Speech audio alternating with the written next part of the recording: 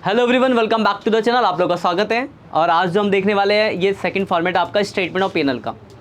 Last lecture में हमने जो डिस्कशन किया था वो बैलेंस शीट का फॉर्मेट डिस्कस किया था। तो हमने उसमें देखा था कि बैलेंस शीट में कितने हेड है, क्या सब हेड्स है, किस में क्या क्या आता है। तो लायबिलिटी साइड में 4 हेड थे, उसके अंदर सब हेड्स थे, ऐसे एसेट साइड में थे। फिर हमने इसके कुछ एग्जाम्पल डिस्कस किए थे किसके अंदर क्या क्या चीज़ें आती है। तो वो था आपका बैलेंस शीट। वैसे यहाँ पर जैसे बैलेंस शीट था वैसे ही प्रॉफिट एंड लॉस भी यहाँ पे हॉरिजॉन्टल की जगह वर्टिकल फॉर्मेट में बनता है। तो ये देखो P&L का फॉर्मेट है। देखो इसमें क्या क्या आता है आपका। तो देखो सबसे पहले इसमें लिखा हुआ है revenue from operation. Revenue from operation का मतलब क्या है? Net cell. सेल तो आप जानते ही हो, बताने की जरूरत तो नहीं है। तो इस फॉर्मेट में सबसे पहले क्या आएगा आपका? सेल। फिर उसके बाद आता है अदर इनकम। अदर इनकम का मतलब जो भी आपकी इनकम है, इनकम जैसे rent receive, dividend receive, interest receive, commission receive, मतलब जो भी आपकी इनकम जो आपको मिल रही है वो सब इसके अंदर आ जाएगी। इन दोनों को जब हम ऐड करते हैं तो थर्ड पॉइंट निकलता है टोटल रेवेन्यू। टोटल रेवेन्यू समझ गए क्या है? Revenue from operation plus other income equal to total revenue. Clear है यहाँ तक? फिर आती है एक्सपेंस की एडिंग। तो एक्सपेंस में देखो बहुत सारे नाम दिए हैं। Cost of material consume, purchase of stock, change in inventory, employ benefit, finance, depreciation, other, ऐसे करके बहुत सारे नाम दिए। इन सबको जोड़ने पे आ रहा है टोटल एक्सपेंस। अगर इसके नीचे मैं फर्दर बढ़ूँ तो देखो टोटल एक्सपेंस आ गया। अब देखो थर्ड था टोटल रेवेन्यू, फोर्थ है टोटल एक्सपेंस। तो जब मैंने थर्ड में से फोर्थ मतलब टोटल रेवेन्यू में से टोटल एक्सपेंस घटाया तो आया net profit before tax. Total revenue third, चौथा है टोटल एक्सपेंस, टोटल इनकम में से टोटल खर्चा घटाया तो नेट प्रॉफिट बिफोर टैक्स। फिर टैक्स का रेट दिया होगा, टैक्स घटाएंगे तो नेट प्रॉफिट आफ्टर टैक्स। तो देखो बेसिकली आपको समझना क्या है इन खर्चों के नाम। रेवेन्यू फॉर ऑपरेशन तो आप जानते ही हो, सेल है। इनकम का मतलब जानते हैं, इनकम में कोई अलग अलग क्लासिफिकेशन तो है नहीं, जितनी भी इनकम होगी लिख दोगे। तो बस आपको देखना है इन खर्चों के नाम को कि किसके अंदर क्या क्या आता है, ठीक है ना। तो इसी की बात करते हैं। एक पेज आप छोड़ देना फॉर्मेट बनाने के लिए, अगले पेज पे आपको लिखना है। सबसे पहला देखो इसमें लिखा है कॉस्ट ऑफ मटेरियल कंज्यूम, दिख रहा है? तो अगले रजिस्टर भी खोल लो अपना साथ में, साथ के साथ लिखते भी रहना, मैं बोलता रहूँगा। एक पेज छोड़ देना फॉर्मेट बनाने के लिए, नेक्स्ट पेज पे लिखना आपको। और याद रखना दोनों फॉर्मेट, चाहे बैलेंस शीट का फॉर्मेट हो चाहे स्टेटमेंट ऑफ P&L का फॉर्मेट है, लिख के याद करोगे तब याद होगा। लास्ट क्लास हमने बैलेंस शीट देखा था, आज हम स्टेटमेंट ऑफ P&L देख रहे हैं। बट ये फॉर्मेट बहुत छोटा है क्योंकि इसमें ज़्यादा चीज़ें नहीं है। लेकिन जो पिछला वो बैलेंस शीट का फॉर्मेट था वो काफ़ी बड़ा है, तो उसको थोड़ा ध्यान से देख लेना। अब देखो इसमें सबसे पहला कॉस्ट ऑफ मटेरियल कंज्यूम। आपको याद होगा, आपने पहले भी पढ़ा होगा, स्टॉक के 3 फॉर्म होते हैं। स्टॉक का जो पहला फॉर्म होता है उसको बोलते हैं रॉ मटेरियल। दूसरा होता है WIP, work in progress. WIP की full form work in progress. और थर्ड होता है फिनिश गुड्स। जैसे एग्जाम्पल फॉर सपोज करो, मान लो मेरा बिजनेस है, मान लो साइकिल बेचने का। तो मैं बाहर से क्या कहते हैं, साइकिल मैन्युफैक्चरिंग कंपनी है, साइकिल बनती है हमारे यहाँ पे। तो मैं बाहर से लोहा, एल्युमिनियम, प्लास्टिक सब लेके आया, तो वो मेरा क्या है? रॉ मटेरियल है, ठीक। उससे मैं साइकिल तैयार कर रहा हूँ, अभी कंप्लीट नहीं बनी, आधी अधूरी साइकिल बनी है, तो that is called work in progress. जब कंप्लीट फिनिश साइकिल बन जाएगी तो उसको बोलेंगे फिनिश गुड्स। तो जब हम cost of material consume, material निकाल लेना हम यहाँ पे मटेरियल, तो जब हम कॉस्ट ऑफ मटेरियल कंज्यूम निकालेंगे तो हमें सिर्फ क्या लेना होगा? रॉ मटेरियल, ठीक। बाकी दोनों फॉर्म आपको लेने की जरूरत नहीं है। तो फॉर्मूला लिखो, cost of material consume equal to, cost of material consume equal to, एक एक नंबर के क्वेश्चन आते भी दिखाऊंगा मैं आपको बुक के क्वेश्चन पे।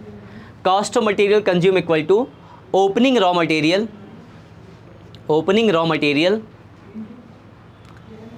प्लस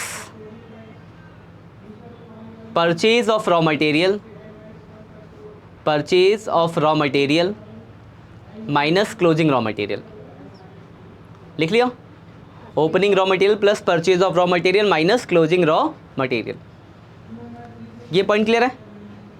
अब देखो अगला कैसे क्वेश्चन होंगे, मैं क्वेश्चन दिखाऊंगा आपको। क्वेश्चन में आपको अभी आराम से दिखाऊंगा। Formula opening raw material plus purchase of raw material minus closing raw material. और थोड़ा तेजी में लिखो। देखो अगला पॉइंट, अगला आपका परचेज ऑफ स्टॉक।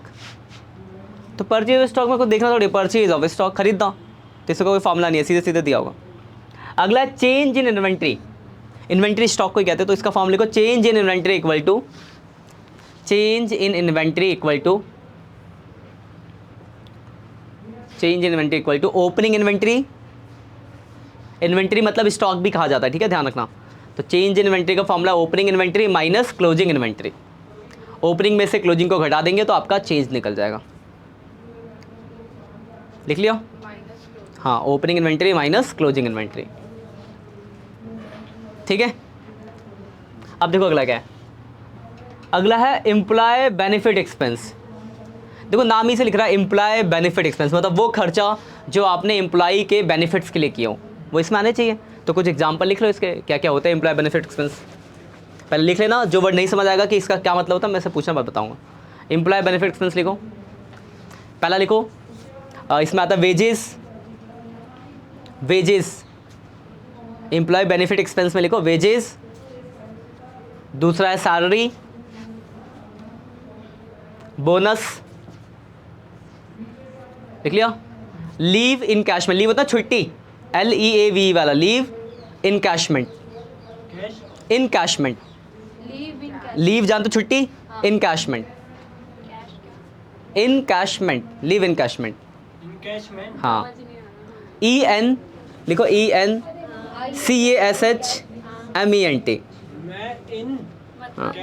क्या होता है मतलब मैं बताऊंगा ना, रुको तो मतलब एक साथ बताऊंगा। देखो LEAV leave, ENCASHMENT, leave encashment क्या होता है मतलब मैं एक साथ बताऊंगा, डिस्कशन एक साथ करेंगे, जो वर्ड आपको नया लगेगा एक साथ देखेंगे। लीव इनकैशमेंट हो गया। अगर लिखो स्टाफ वेलफेयर एक्सपेंस, या स्टाफ की जगह एम्प्लॉय भी लिखा हो सकता है, ठीक है ना, स्टाफ या employ welfare expense. Welfare expense मतलब एक साथ बताऊंगा, लिखवा तो लेना पहले। अगला लिखो वेलफेयर एक्सपेंस, एम्प्लॉय भी कहते हैं, एम्प्लॉय या स्टाफ। अगला वर्ड देखो और कुछ मेडिकल एक्सपेंसेस, मेडिकल एक्सपेंसेस,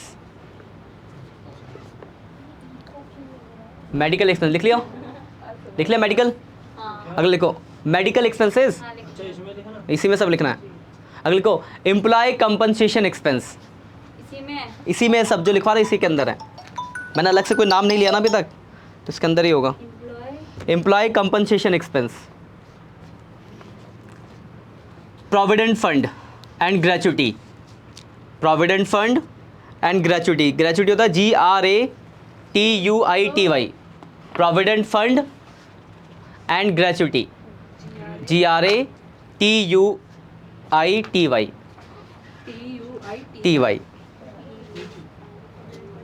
लिख लिया? अब पूछ लो जरा, कौन सा वर्ड पूछ रहे थे आप? Leave encashment. देखो लीव का मतलब जानते हो छुट्टी। देखो ऑफिसेज में क्या होता है, कुछ ऑफिस में ऐसा होता है, जैसे हर ऑफिस में क्या होता है ना कि, अरे मैं बता रहा हूँ सुन तो लो पहले, पता था तो पूछ क्यों रहे मेरे से, सुन लो पहले। ऑफिसेज में क्या होता है कि आप जो भी है ना, एक साल में एक लिमिटेड छुट्टी दी जाती है नेशनल हॉलीडे के अलावा, कि जैसे सपोज करो किसी ऑफिस में 40 छुट्टियाँ दी गई है कि आपको साल भर में नेशनल हॉलीडे के अलावा 40 छुट्टियाँ आप ले सकते हो, ठीक। तो सपोज करो मैंने पूरे साल में सिर्फ 30 ली, तो 10 बची हुई है। तो कुछ ऑफिस में क्या होता है कि अगर वो छुट्टी बच गई तो खत्म, लैप्स खराब हो गई। कुछ ऑफिस में क्या होता है कि अगर वो छुट्टी बच गई है तो आपको उसके बदले पैसा मिल जाता है। तो अगर आपको पैसा मिलता है छुट्टी के बदले तो उसको बोला जाता है लीव इनकैशमेंट। तो ये एम्प्लॉय का बेनिफिट ही तो हुआ। ये हो गया। और कोई वर्ड? ग्रेचुटी और प्रोविडेंट फंड क्या होता है कि सैलरी, जब हम जॉब करते हैं हमारी सैलरी का कुछ हिस्सा कटता है, जब हम उस जॉब को छोड़ते हैं या फिर उसको रिटायर होते हैं तो हाँ वहाँ मिल जाता है आपको, ठीक है पॉइंट। अब इसके बाद देखो अगला है आपका फाइनेंस कॉस्ट। लिखो फाइनेंस कॉस्ट। हाँ, इसके फॉर्मूला नहीं पता इसमें क्या क्या आता है, आपको पता होना चाहिए बस। फाइनेंस कॉस्ट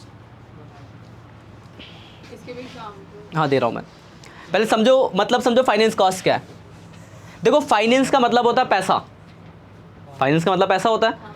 तो पैसे को अरेंज करने की कॉस्ट, तो देखो आपने पढ़ा होगा 11th में भी पढ़ा था कि हमारे पास पैसे के सिर्फ दो ही सोर्स हैं, या तो ऑनरशिप या डेप्ट। ऑनरशिप में जाओगे तो इक्विटी शेयर और प्रेफरेंस शेयर्स, डेप्ट में जाओगे तो आपका हो जाएगा डिवेंचर, बॉन्ड, लोन, ये सब XYZ। तो इन्हीं के खर्चे होंगे। तो इसके अंदर देखो क्या कहते हैं, लिखो इंटरेस्ट पेड। अब इंटरेस्ट किसी भी चीज़ के ऊपर, डिवेंचर पे हो, पब्लिक डिपॉजिट पे हो, लोन पे हो, मतलब सीधी भाषा में interest paid. Dividend paid,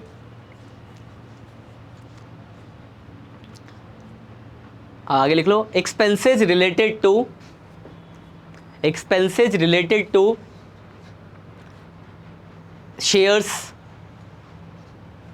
debentures and loan, expenses related to shares, debenture and loan. इसमें एक नोट डाल के लिख लो, नोट डाल के लिखो इसके नीचे, इसी के नीचे नोट डाल के लिख लो, बैंक चार्जेस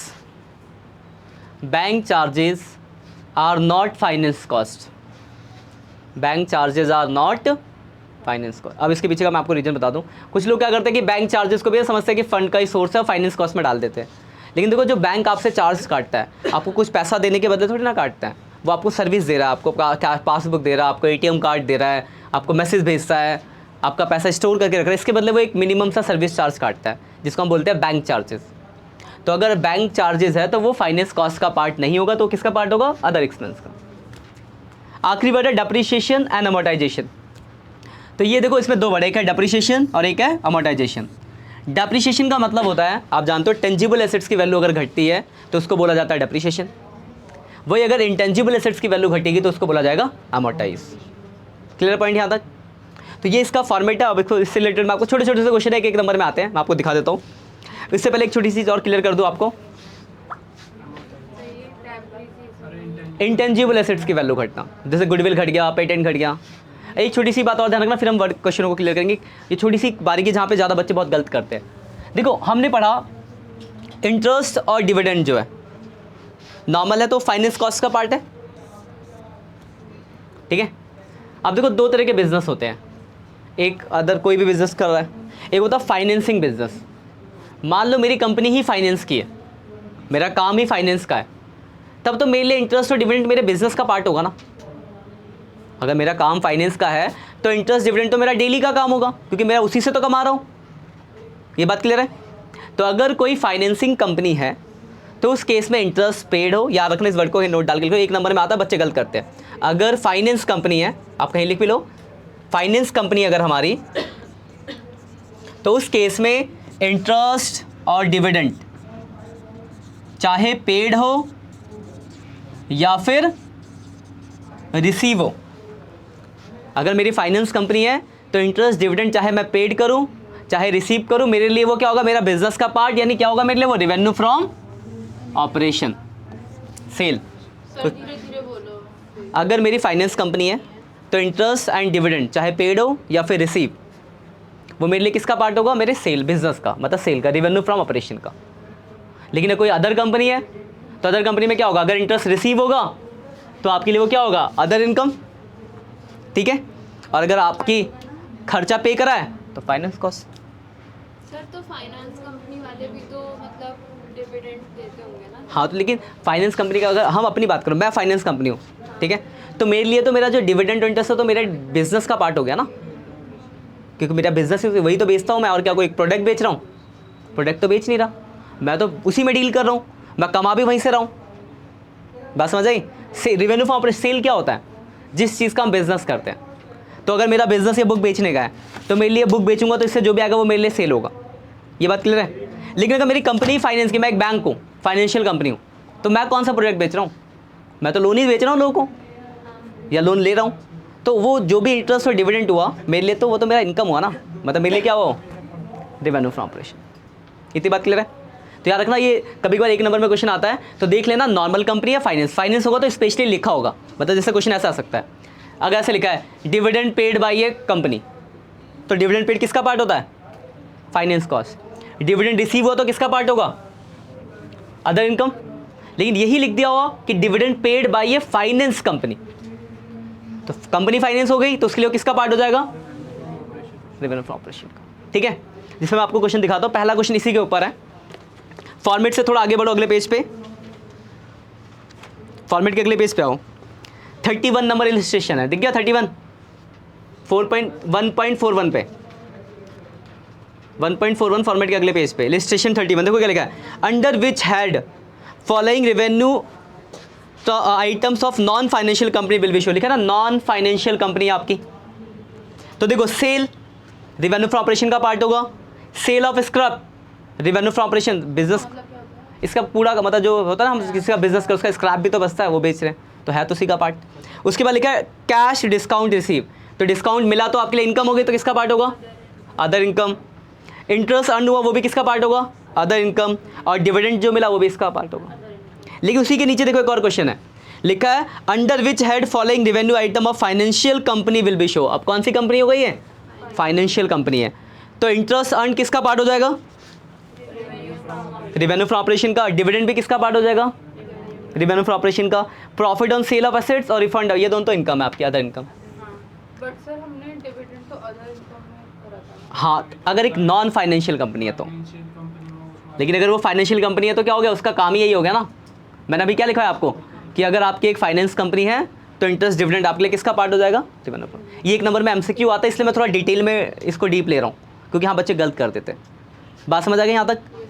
अब इसके बाद बहुत सिंपल है, क्योंकि आगे कोई गलती नहीं आएगी। इसे देखो, अगले पेज पे आओ, बहुत छोटा सा, देखो अगले पेज पे आओ, देखो इलिस्ट्रेशन 35, देखो 35 इलिस्ट्रेशन, 35 इलिस्ट्रेशन, नीचे 35 देखो लिखा compute cost of material consume. 35 illustration 1.42 पे देखो नीचे क्या दिया, ओपनिंग इन्वेंट्री का परचेज दे रखा है, परचेज दिया और क्लोजिंग दिया है। फॉर्मूला हमने क्या पढ़ा? Opening plus purchase minus closing. देखो अगले पेज पे फॉर्मूला लगाया, answer cost of material consume, opening plus purchase minus closing, ठीक है। उसी के नीचे देखो 36 में क्या ना, मटेरियल के साथ साथ फिनिश गुड्स भी दे रखा है, देख रहा अगले इलिस्ट्रेशन में। लेकिन हम क्या लेते हैं, मैंने क्या बताया था आपको कि आप सिर्फ क्या लोगे? मटेरियल लोगे। मटेरियल के 3 स्टेज है ना, मटेरियल, रॉ मटेरियल, WIP और क्या होता है तीसरा फिनिश। तो आपको क्या लेना है सिर्फ? तो आप देखो ओपनिंग रॉ मटेरियल कितना लोगे? 550, परचेज रॉ मटेरियल कितना? 2250, और क्लोजिंग कितना? 450। मतलब इसमें जो फिनिश गुड्स दिया उसको आप काउंट नहीं करोगे। तो कभी कभार क्वेश्चन में ऐसा होगा कि मटेरियल के और भी फॉर्म दिए होंगे, तो आपको याद रखना कि आपको कॉस्ट ऑफ मटेरियल के लिए सिर्फ क्या चाहिए? Raw material. तो देखो सिर्फ वही लिया फॉर्मूले में, देख लो एक बार ध्यान से 36 नंबर। तो फिर निकलेगा ही नहीं ना, वो दिया क्यों नहीं होगा? उसके बिना कैसे निकलेगा? वो तो दिया ही होगा। उसके अलावा एक्स्ट्रा दिया होगा जो आपको नहीं काउंट करना है, वो नहीं दिया, ऐसा हो नहीं सकता। समझ आ गई बात? ठीक है, ऐसी 37 भी है, तीन ही क्वेश्चन ज़्यादा नहीं, एक नंबर में आता है क्वेश्चन।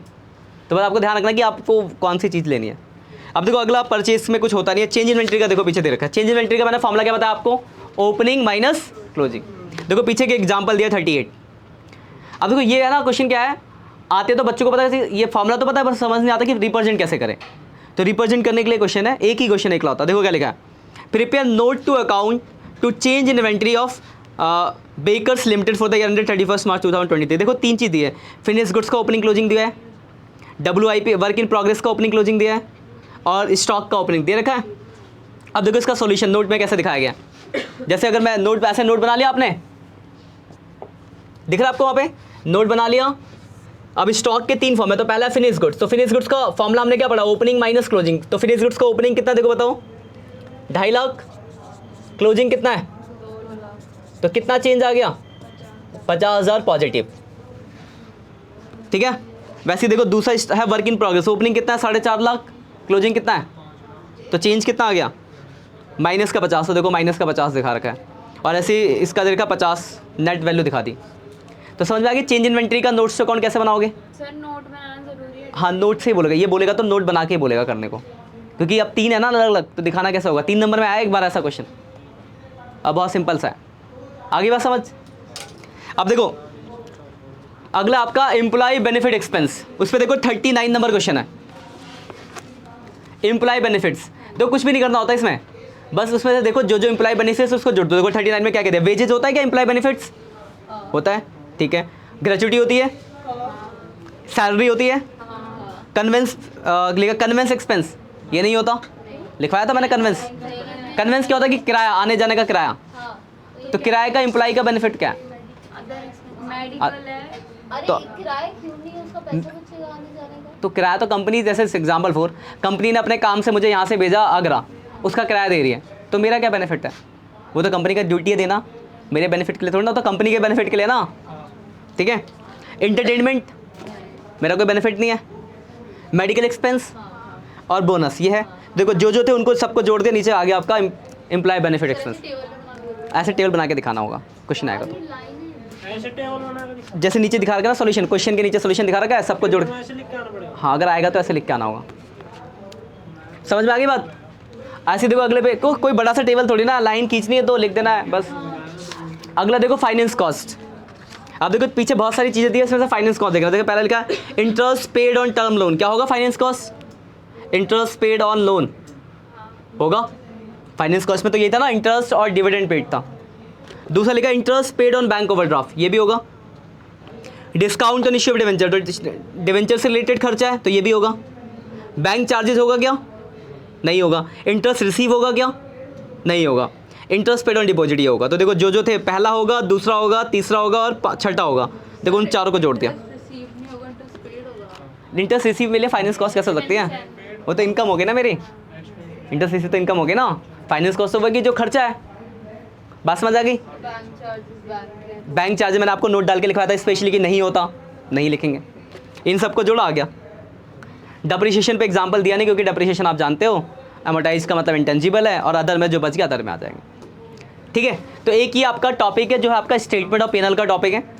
एक हमने लास्ट क्लास जो टॉपिक पढ़ा था वो बैलेंस शीट था। ये तो बहुत छोटा सा टॉपिक, इसमें ज़्यादा कुछ नहीं है।